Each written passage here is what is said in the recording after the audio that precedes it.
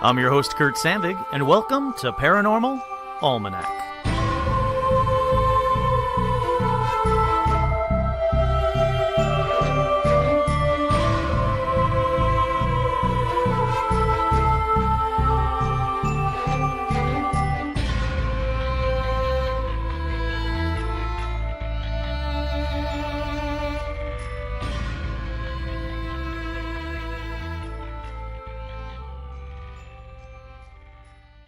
That's right, I'm your host, Kurt Sandvig, and on this week's edition of Paranormal Almanac, we're going to talk about sleep paralysis.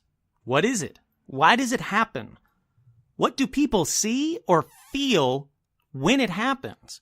And as I'm sure you might know, if you know anything about sleep paralysis, there's something that comes along with it every time, and that's shadow people. So we'll be talking about that as well. But first, we have shout-outs. That's right, shout-outs. New Laura, welcome. Shani, Todd, Jamie, and Elijah Hendrickson. Kira, Rich, Rachel, Laura, Angie, Anthony, Carolyn, Chuck, Dan, Daniel, Dill, Edgar, Heidi, Jeff, Juliana, Kat, Laura P., Laura Ruth O., Lindsay, Maggie, hi Maggie, Matt, Pablo, and a special shout-out to McKeon. That's right, McKeon, this one's for you. Plus, I have two additional shout-outs to Lauren and Christy, who found an EVP that I'll be playing for you in just a second from the Debbie Moffat episode.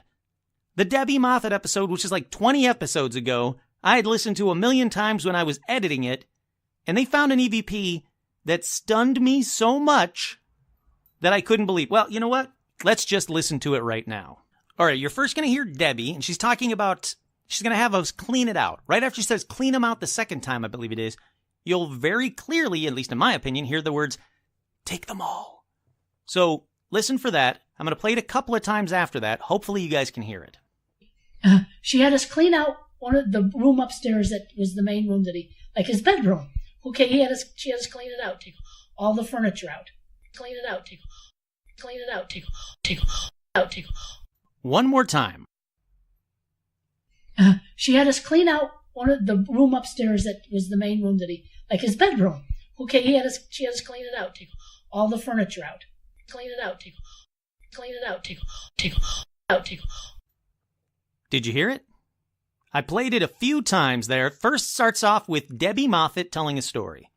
If you haven't listened to the Debbie Moffat episode, please do yourself a favor and listen to it right after this one because it is one of my all-time favorite episodes. Debbie, who is just a lovely, lovely lady, telling a fantastic story that is 100% true. And during it, apparently, it wasn't just Jamie, Todd, Debbie, and me. Apparently, there was somebody else there, too, and they had to get in one little piece of information. Take them all. That's what I heard. What did you guys hear? Did you hear it at all? Because I think it's pretty damn clear, and it's pretty damn spooky. And also, one final shout-out to Christy, who sent in the UFO over Millinocket story that I posted up on Facebook. So just a thank you for sending me over that photo. I think it was great. I think the story's cool. I couldn't debunk it. I tried to put lint on my camera and take some photos. None of them turned out to look like a UFO over my shoulder, so I don't know what to think about it. But anyhow, all of those other shout-outs, those are people that are on patreon.com/paranormalalmanac. Those are my patrons. Those are my peeps. Those are my paramaniacs. I want to say one more thank you to you guys. You are the best. Here's a personal request for this episode. Actually, for this whole podcast. Please, share it. Share it with a friend, with the family. It's October. It is time to share weird, spooky crap just like this. It helps me. It helps me make more episodes, which helps you if you like my episodes. Post about it on social media. Tell all your friends, tell all your families, tell all your enemies. Next up, I want to tell you about something that I'm not being paid to talk about. It is just that cool. The other night, I had a chance to go to the Omen House. Not the Omen House from the movie The Omen, but the Omen House, O-M-A-N. This house is incredible. David Omen was so generous.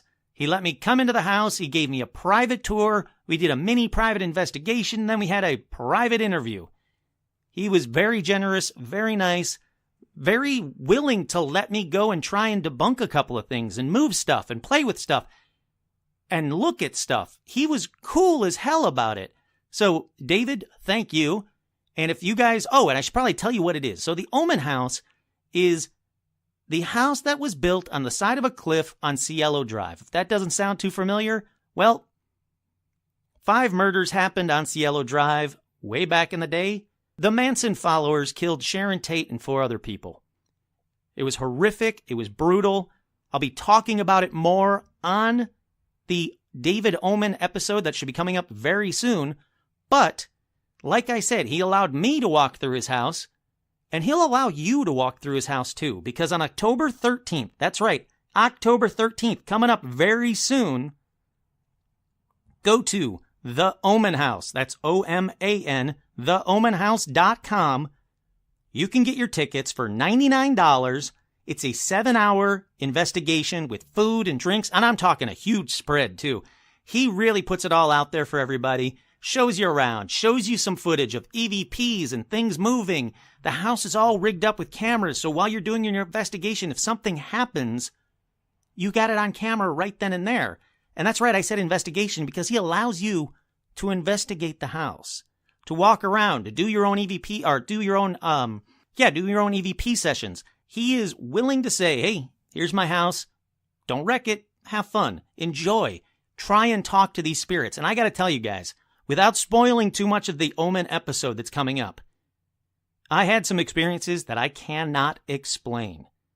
So much so, I personally am paying for this and going on October 13th because I want 7 hours to investigate.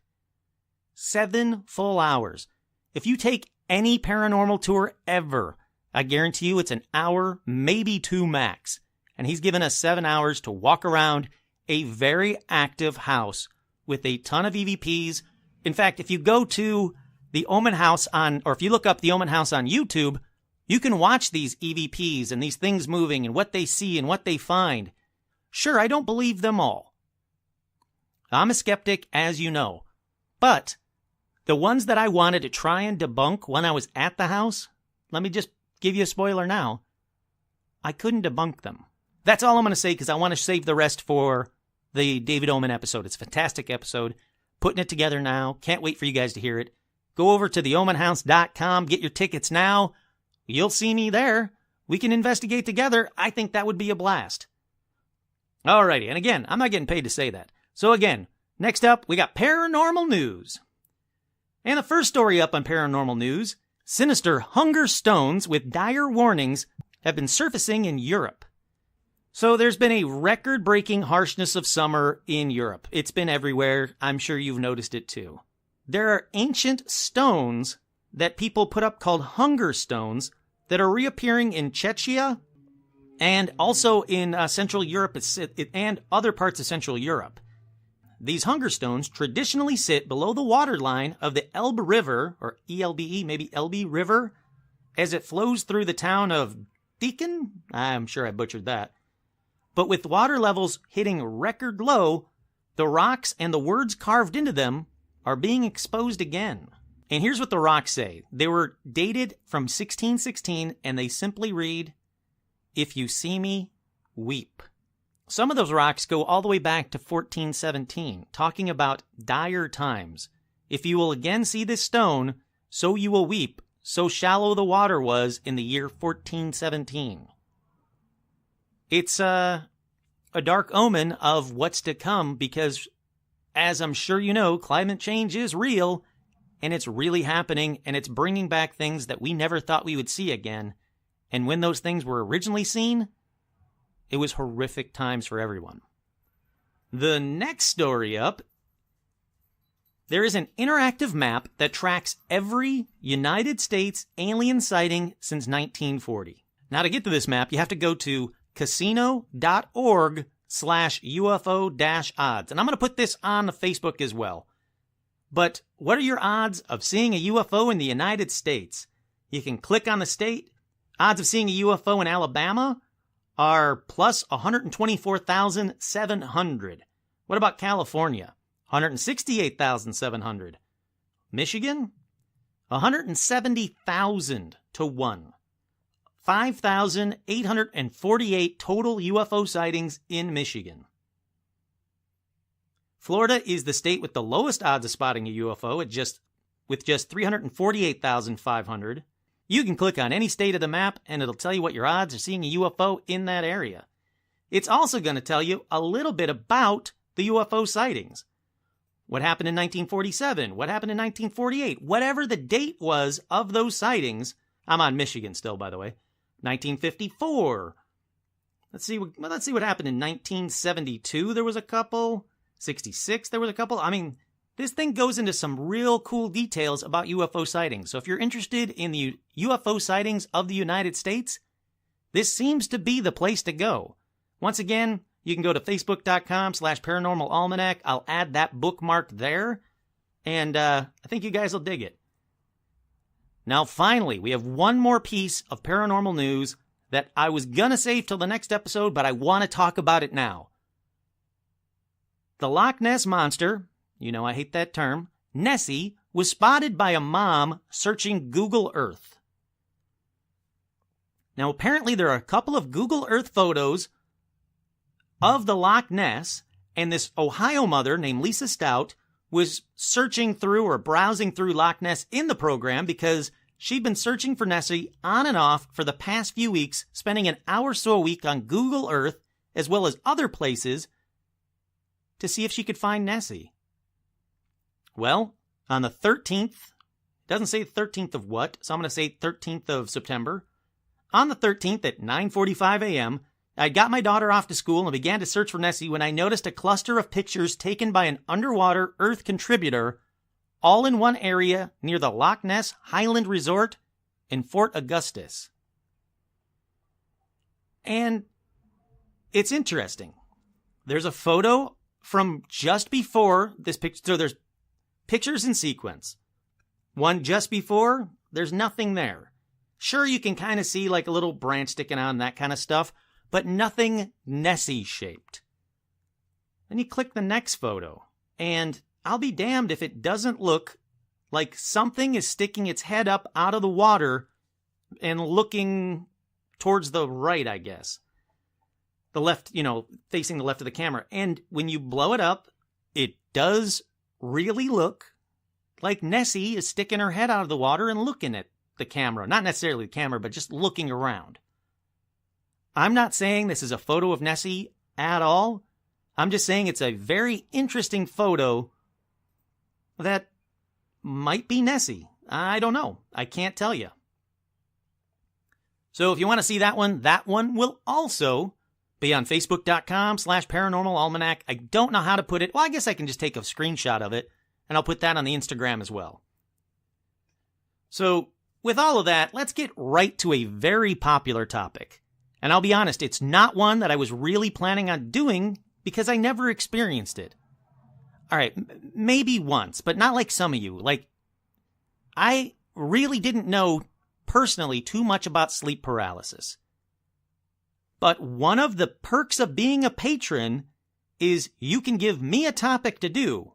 So when Daniel asked me to do it, I started researching it, and boy, did it take me down a few rabbit holes. So here you go, Daniel.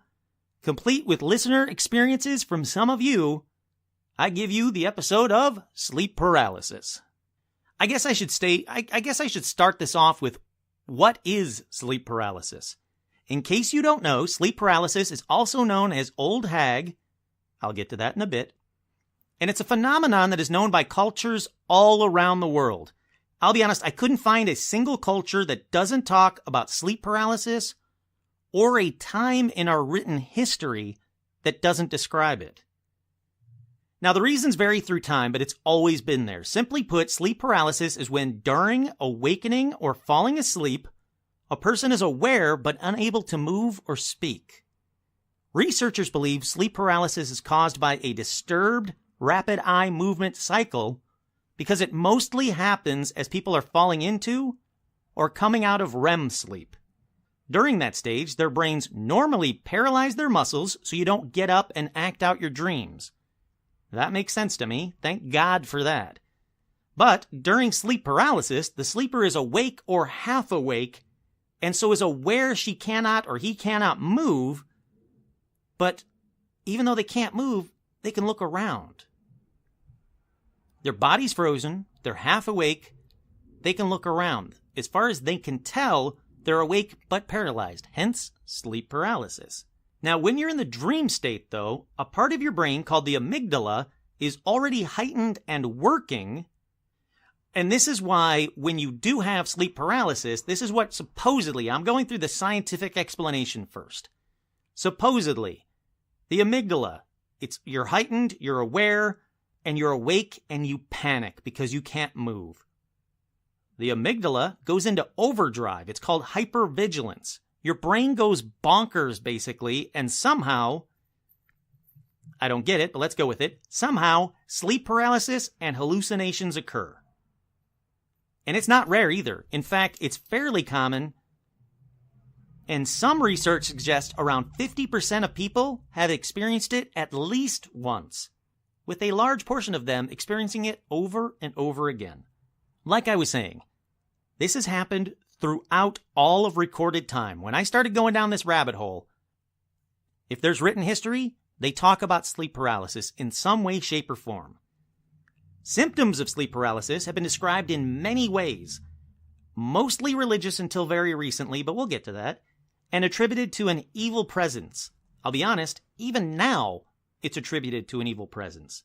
It's also attributed to the devil, demons, anything evil, including the old hag. The old hag and the origin for this title may have roots as far back as the Sumerians. Ardat Lili, or Lili II, an evil hag demon, was said to have had the power of flight, which she preferred to do at night when she would attack men in their sleep, and was even written about by Shakespeare.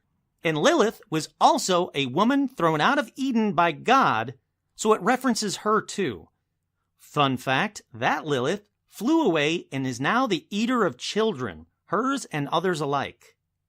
So it's also called the old hag syndrome, because while you're having sleep paralysis, you have hallucinations. I'm calling them hallucinations right now. I'm going to change that in a minute. But for right now, you have these hallucinations. And sometimes people hallucinate an old woman coming and sitting on their chest. And I gotta say, it's not just blamed on religious figures like the old hag or Lilith. It's also blamed on ghosts and other apparitions until finally, like most things paranormal, sleep paralysis is sometimes blamed on alien abductions.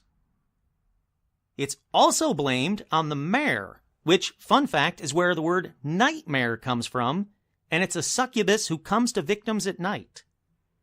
And I can see why all of these make sense after I went down the rabbit hole of sleep paralysis. There are so many instances that match one or more of those descriptions I just gave you. Okay, so while your body is paralyzed, you can see things that science says isn't there. But I gotta say, after reading experiences and hearing about them from some of you, I'm beginning to wonder how much is a hallucination. I'm beginning to wonder how much of it is a hallucination and how much is something else. I don't want to say something evil, but I'm leaning towards something evil. Or I guess I should say something otherworldly. I'll put it that way. After going down this rabbit hole, I'm leaning farther and farther away from the term hallucinations. But I will say, even if they are hallucinations, that doesn't make them any less terrifying. You're frozen, you're unable to move or scream, no matter how hard you try. You feel awake, you can't move, and then you see and feel these things and you're powerless to do anything about them. To me, that's terrifying, whether it's a hallucination or it's real. Okay, because I know how much the skeptics are going to shout about this episode, I'm going to go into some more research. Specifically research done at Waterloo University, and it's on sleep paralysis. They studied the REM dream states and compared them to sleep paralysis with hypnagogic or hypnopompic hallucinations. And those are called HHEs, if you really want to get technical. And there is some interesting results. So while we're dreaming in a normal REM state, our minds send out a message to your body to cease our normal motor functions, like I was saying earlier. They turn off our muscles. And again, it's so we don't act out our dreams. We don't go running or fighting or punching or whatever the hell we're doing in our dreams, flying. This keeps us from possibly doing damage to ourselves and those sleeping with us. So that's a good thing. While we're in that REM state, we're experiencing stimuli directly from our brain. Why? No one seems to know. But this triggers hallucinations. Here's my problem with this. Why are so many of these hallucinations the same around the world and throughout time? Don't worry, I'm getting to what people see in just a minute, but back to the research. So they get the REM sleep, they get the REM sleep paralysis with the HHEs, and it does differ from normal REM sleep in two ways. One, there's little or no blocking of external stimulation. Two, the sufferer, I guess the sleep paralysis sufferer, regains full consciousness. They were in the twilight stage of sleep, and instead of falling into a deeper sleep, the person regains consciousness but continues to dream, is what they're calling it. Almost always believing at the time that it's really happening and not being manufactured by their own mind. How they know that, I don't know. So their best guess is that it's due to the failure of the brain's neurons to, tell the body it's now awake so it's unable to move. Called muscle atonia, in case you wanted to know that. But even still, I can't find any research that explains why everything people are seeing around the world is so similar. And it really bothers me. If you're going to do research on this phenomenon, explain to me how people around the world throughout the times, completely unconnected at all, would all see or feel the same things. Science, I'm looking at you. Somebody do a sleep paralysis study that can figure that part out, and that'll get me really interested. So let's move on to who does it happen to? Well, from what I could find, the condition happens to just about everyone. Healthy, skinny, fat, thin, young, old. Those with narcolepsy, those that sleep easily.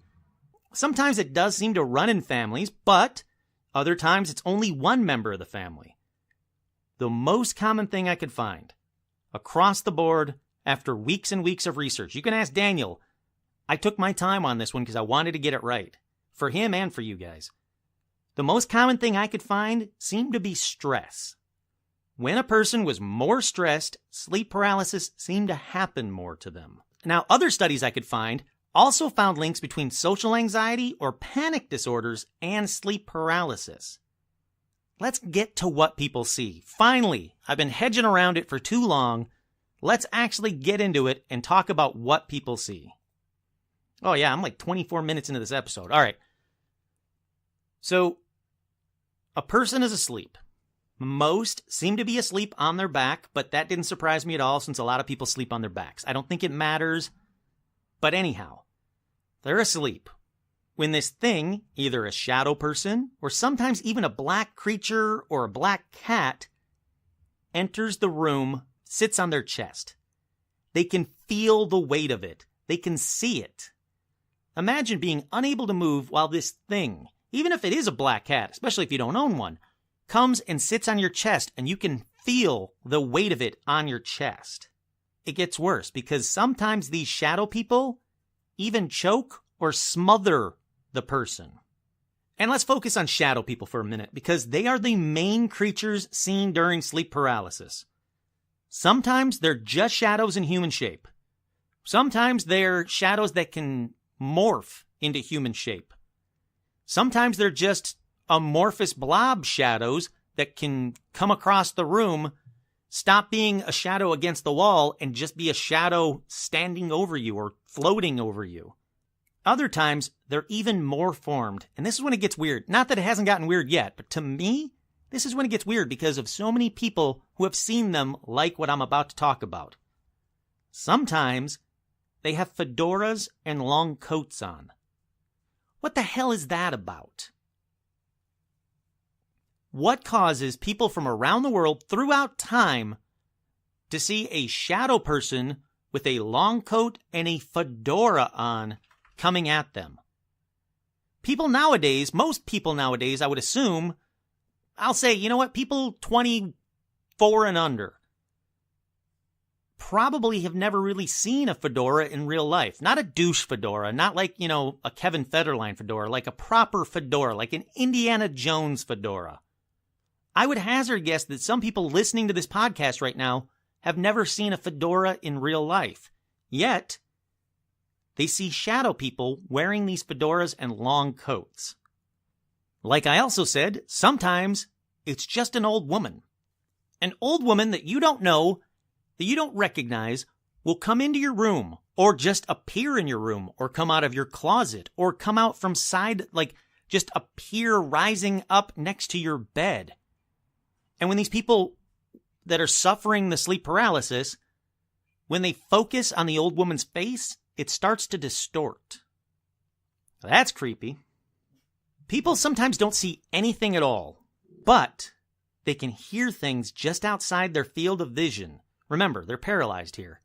They hear voices. They hear something walking, doors opening and closing. And you can't move. You can't turn your head far enough to see what's causing this stuff. Another thing that's heard is really odd to me. It's loud buzzing. Loud buzzing is often heard, and I don't know what to make of that one at all. Like, at all. I have no explanation for that one.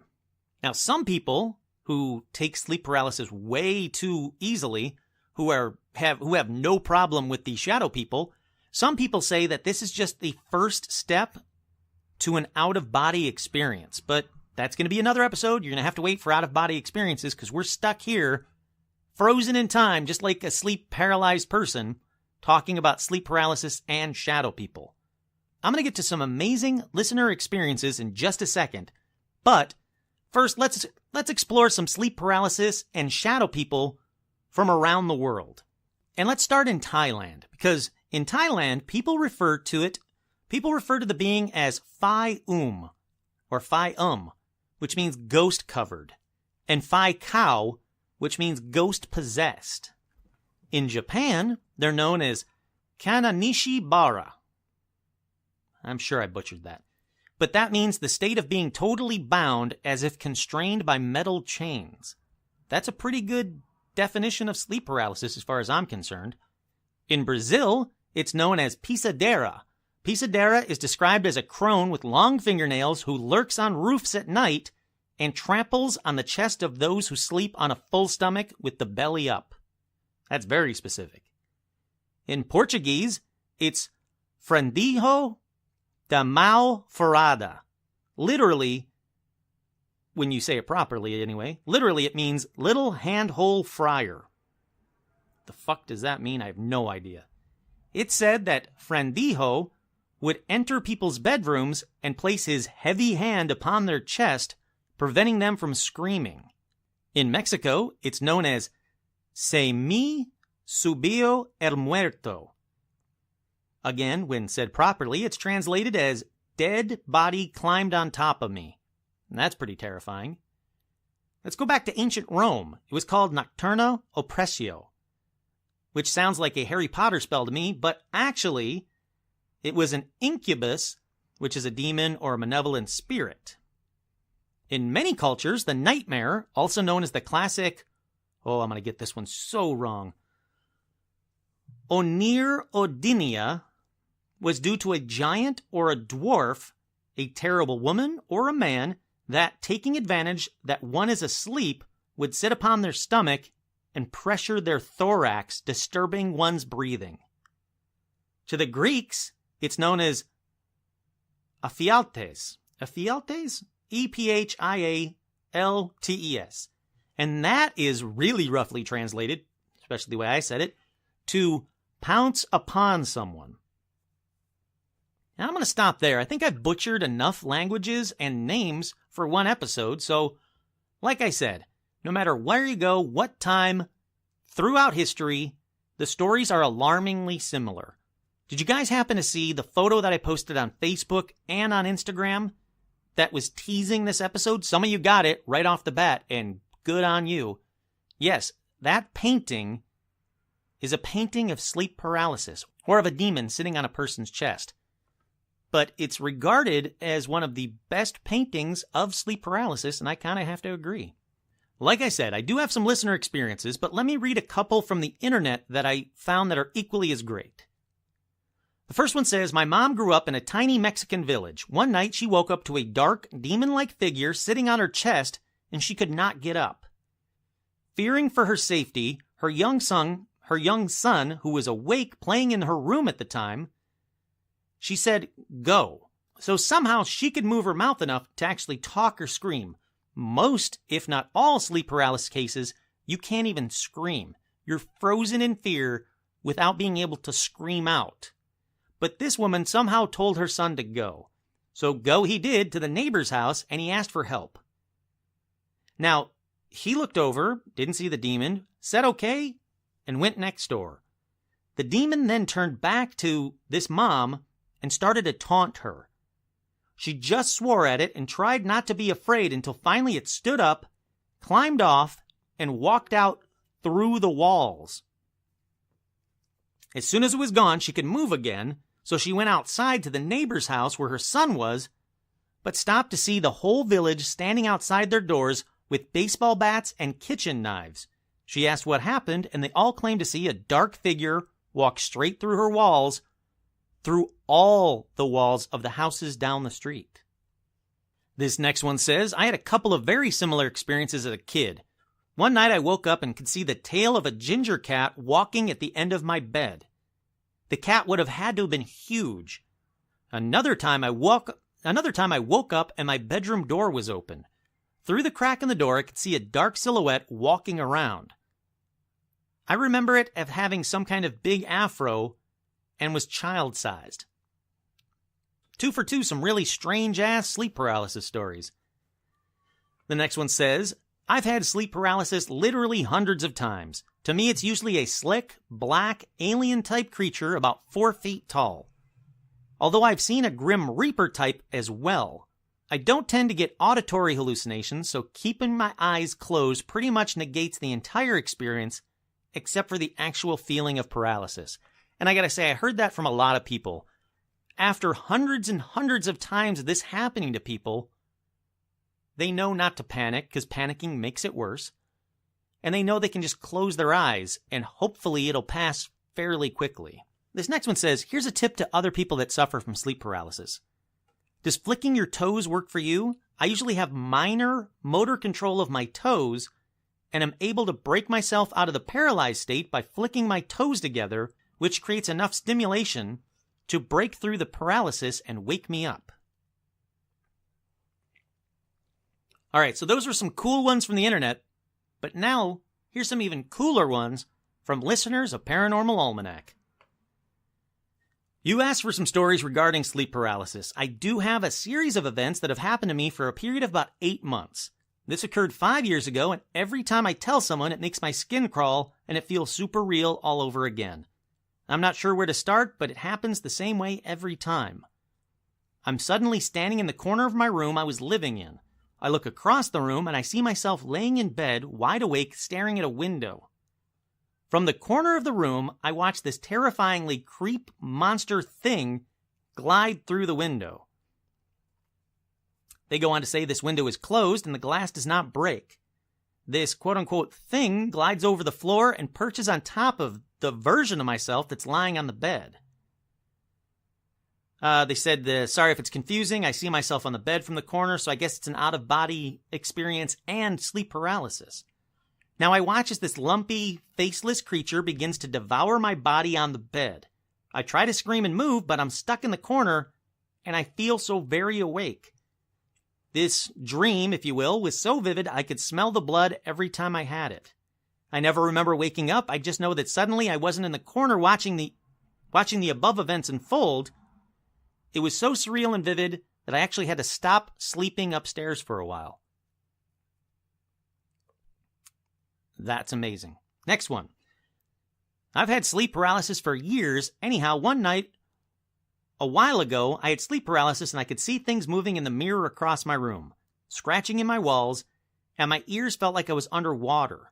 Cut to 2 days later, I was still I was still considerably ill, and I was confined to the couch for the afternoon. I was horizontal with my head propped up on pillows facing the south wall of our house, where there is a large dark brown clock.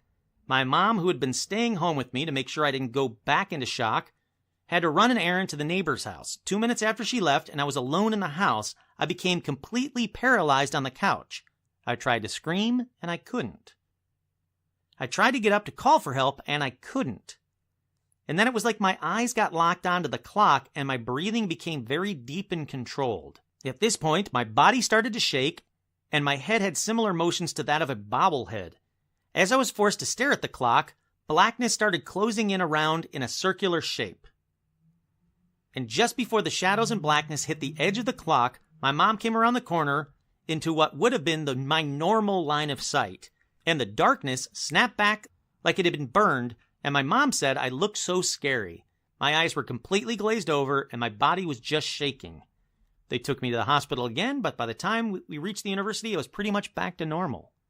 I found that the stuff that comes to me in the paralysis episodes is less scary than what I've experienced while completely conscious, so I don't mind it anymore.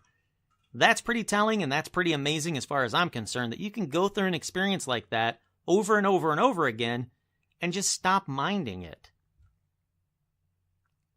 All right, the next one says, I'm a big fan of the show, so when I heard your call for sleep paralysis stories in your latest episode, I knew I had to submit one. Hopefully you'll find my account below interesting. Guess what? Spoiler, I do. I only ever experienced sleep paralysis once. I was in the 3rd grade, and I woke rather sluggishly to find that my legs wouldn't support me. Understandably frightened, I called to my parents, who came in and after some examination determined that I was faking it so I didn't have to go to school. It wasn't until years later I learned about the possible mechanism behind this. Your brain shuts off muscle control during REM, so that basically you don't act out your dreams. However, in rare instances, you can awake while still mostly or even partially immobilized. Such was the case with me that morning. The part of my brain that told my legs to wake up was late to work that day. Within a few minutes, I could stand on my feet again, and the episode never repeated. Having this early experience led me to investigate this and other related phenomena, so I was well versed in the lore by the time the next weird thing happened. In my early 20s, a friend of mine told me his tale of what happened once he took possession of an old skull that someone had found. I'm going to go ahead and say nothing good ever happens from someone finding an old human skull and giving it to you. He described lying in bed at night with the hall light on and seeing the walls undulate like a sheet hanging on a clothesline. He also said that on more than one occasion, he had awakened to the classic sensation of pressure on his chest and a sense a presence was sitting on top of him. This person goes on to say, I recognize these as signs of the old hag phenomena. I had read much about the lore and science behind this bizarre nocturnal occurrence, which has to do, again, with the rare sensation of being awake while dreaming. I look at it as a biological enigma and not a supernatural event. But then he goes on. Until I spent the night there once and was somehow awakened to discover a shadowy form crouching at the foot of the bed. I don't frighten easily, but the longer I looked at this thing, trying to force my mind to make some sense of what I was seeing in the half-light, the more that coiled fear tightened inside of me. Eventually, it expressed itself as a sudden kicking on my behalf at whatever I sensed at the end of the bed. The ruckus I made awoke my friend, who turned on the light. There was nothing there. I never saw it again after that. I don't know what my friend did with the skull either. I can't say for certain it had anything to do with any of that. Maybe it's only by suggestion. Still, I hope he turned it over to someone. It was very old looking, and I'm convinced it was either from a burial ground or related to some crime.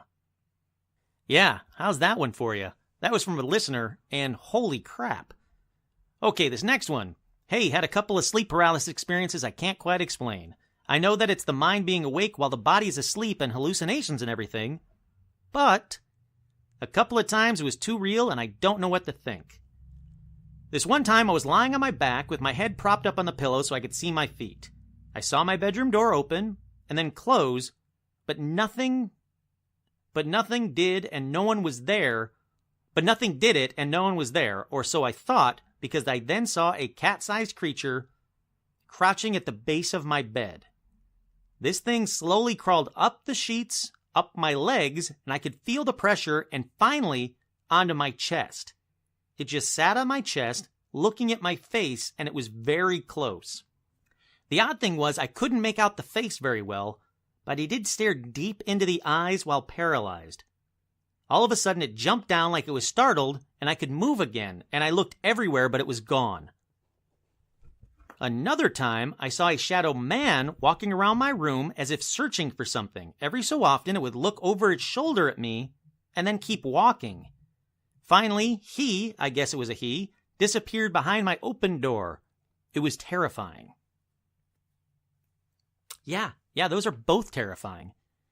The next one says, I get sleep paralysis fairly regularly, and I usually don't panic, but one time I was lying on my side with my back to the door. I couldn't move. I heard the door open and close and could hear something walk towards my bed, then get in my bed. It got in my bed behind me under the covers, and it put their arm around my waist, like cuddling or spooning me. I could feel its breath on my neck, and I could feel the weight of it against me. Inside, I was freaking out, but I tried not to appear afraid because I was afraid it would use my fear or something. Then, it just faded away, and the covers laid down against me again. Nope. This next one is very short, and I'll say hi back, because it says, Hi, Kurt. I've been choked by a shadow person a few times while paralyzed, and it's horrible. Yeah, that is horrible. You're right. Thank you, listener. This next one says, I get sleep paralysis a lot and just learn to deal with it. I don't trust what I see. It's usually shadow people walking around my bed or couch depending where I'm sleeping. They never hurt me, but often get close and stare at me, even though I can't see their faces. I used to panic and try to call for help or scream, but only on the inside. Now, I just lie there watching them watch me.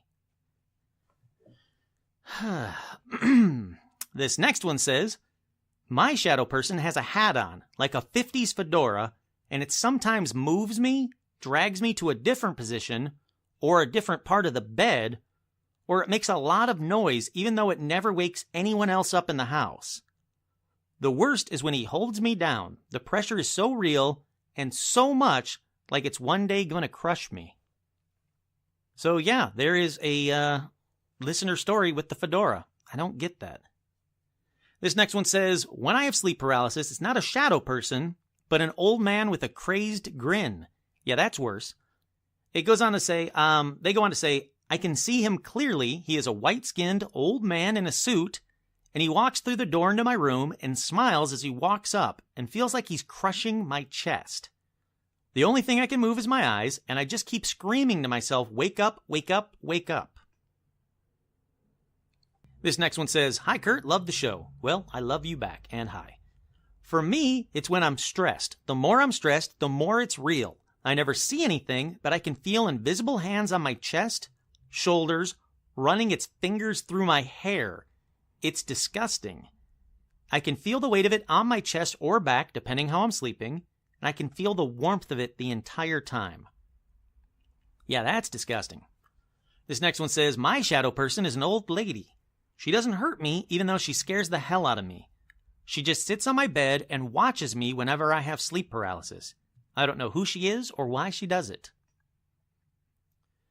All right, we got a couple more to go here. Next one says, I have sleep paralysis. I looked into this, so I know it's a medical or biological thing. Yes, I feel things pressing down on my chest or hallucinate shadow people, but it's not real no matter how real it feels.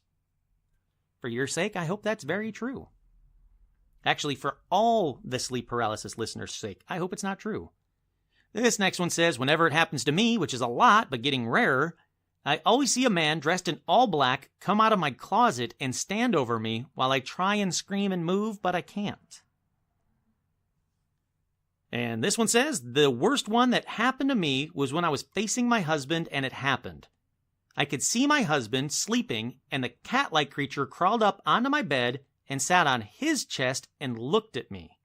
It looked like my husband could feel the weight of it on his chest and his breathing became harder.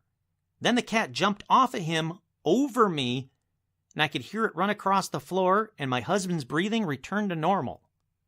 What do you make of that, hallucination, people? Pretty crazy, right? Well, with that, let me ask you the question that you know I'm about to ask you. What do you guys think? What do you guys think causes sleep paralysis? Is it all hallucinations? If they're all hallucinations, how come people have the same hallucinations around the world? People that didn't even know this was a thing, that other people had it. They all seem to have these same hallucinations. The cat, the shadow person, the shadow people with fedoras and long coats, the old woman. What causes that? What medical condition or overactive amygdala causes everyone to see or hear or feel the same things? It makes no sense to me, I can tell you that. So what do you guys think? Do you think, now that you've heard about sleep paralysis, do you think you've ever had it and just never knew what it was? If so, did you see anything? What'd you see? Even though this episode is over, I always want to hear about sleep paralysis and especially about shadow people. I'm sure you guys are very well aware that Halloween is on its way. I have another listener's ghost story episode that I'm preparing now, but I need more. I always need more. If you have a ghost story, a UFO story, an alien story, a cryptid story, if it's real, that's all I care about, I want to hear it. If it's your mom's story, your grandma's story, as long as it's real, I want to hear it. So send them on over to paranormalalmanac@gmail.com, or you can hit me up on Instagram, which a lot of you guys have, and I've loved those conversations, or you can hit me up on Facebook and DM me there. I have a lot of great conversations with a lot of cool people there.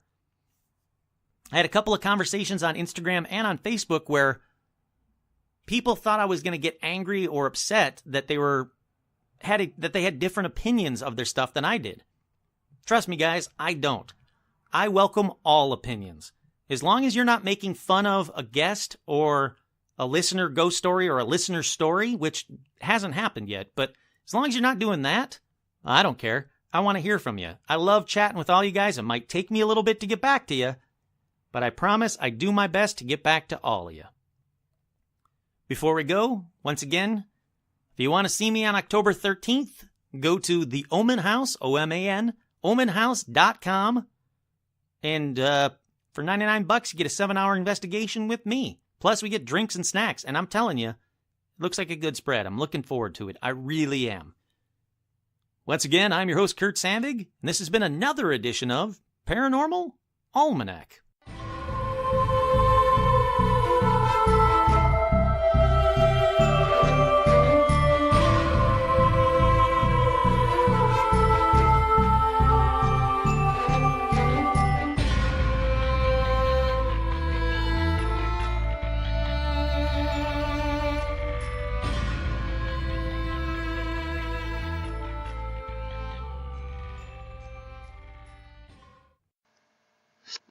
Med ja, har råd för nämnden med ja. Jag lojen med ja. Salara bilsvinge vid guan med ja. Bilser jag bröse passade ni celery fit.